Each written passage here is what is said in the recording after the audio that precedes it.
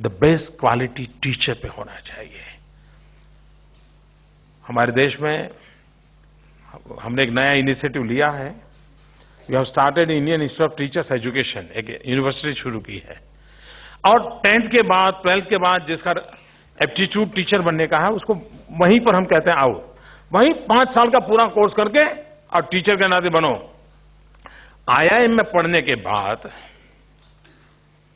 वहां पर अगर कैंपस जॉब प्लेसमेंट होता हो, 1 करोड़ 2 करोड़ के पैकेज मिलते हो, अगर हम कोशिश करें तो टीचर्स एजुकेशन यूनिवर्सिटीज में से कैंपस इंटरव्यू हो सकते हैं और बेस्ट टीचर को लोग 1-1 करोड़ 2-2 करोड़ देकर के ले जाएंगे।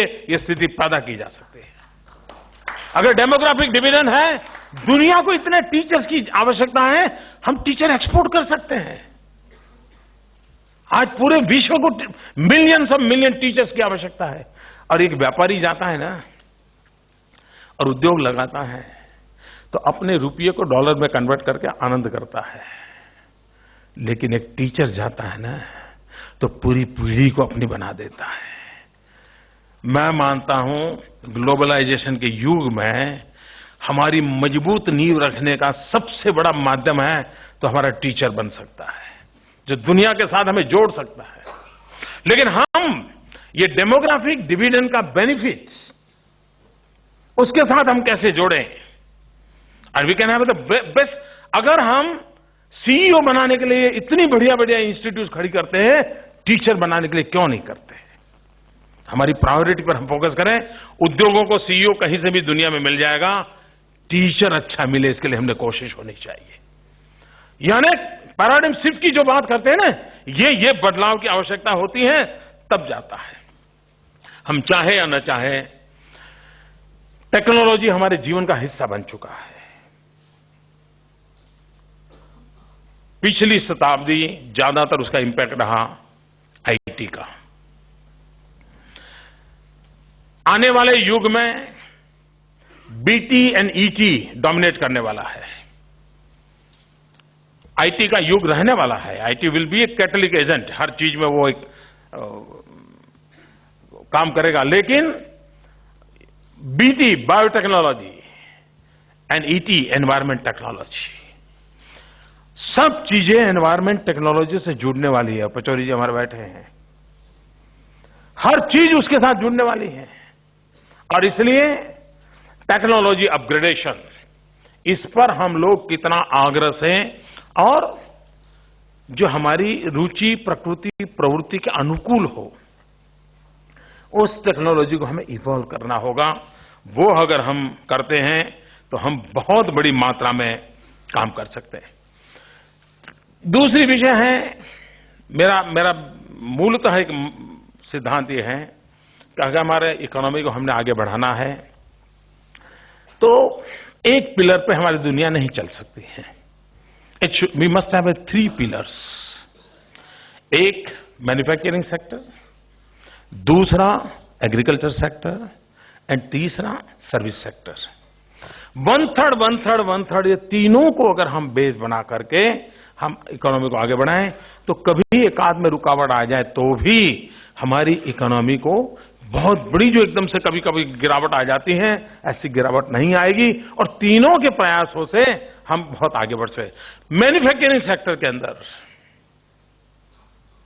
टेक्नोलॉजी का भी महत्व है, उतना ही ह्यूमन रिसोर्स का भी महत्व है। रॉ मटेरियल का जितना महत्व है, इतना ही पीसफुल लेबर का महत्व है। और इसलिए हम मैन्युफैक्चरिंग सेक्टर को भी, कभी कभी हमारे यहां पता नहीं पिछले कुछ सालों से एक ऐसी मानसिकता बनी है और चारों तरफ तूफान खड़ा हुआ है, जैसे इन्वेस्टमेंट की बात करो जाने कोई पाप कर रहे हो, कोई गुनाह कर रहे हो। और ऐसी एक साइकिल बन गई है कि इन्वेस्टमेंट मीन्स इंडस्ट्री। ऐसा नहीं है। हिंदुस्तान को इतने क्षेत्रों में इन्वेस्टमेंट की आवश्यकता है, और हम जब तक इन्वेस्टमेंट के दायरे को फोकस हमारा ये इंडस्ट्री होने के कारण ही जरा देश में लगता है यार कुछ ही लोग मुट्ठी भर लोग लेंगे। अरे एग्रीकल्चर में भी बहुत बड़े इन्वेस्टमेंट की आवश्यकता है। क्या हमने कभी एग्रीकल्चर इंफ्रास्ट्रक्चर को बल दिया? कितना बड़ा इन्वेस्टमेंट होगा। मेरे यहां मैंने कैनाल के ऊपर सोलर पैनल लगाई है। अभी इन्वेस्टमेंट नहीं होता तो कहां से होता? और सोलार को मैंने कैनाल के ऊपर डाला, उसका कितना फायदा हुआ? 1 किलोमीटर कैनाल के ऊपर सोलार पैनल लगाने के कारण 1 मेगावाट बिजली हमारी उत्पादन हो रही है। और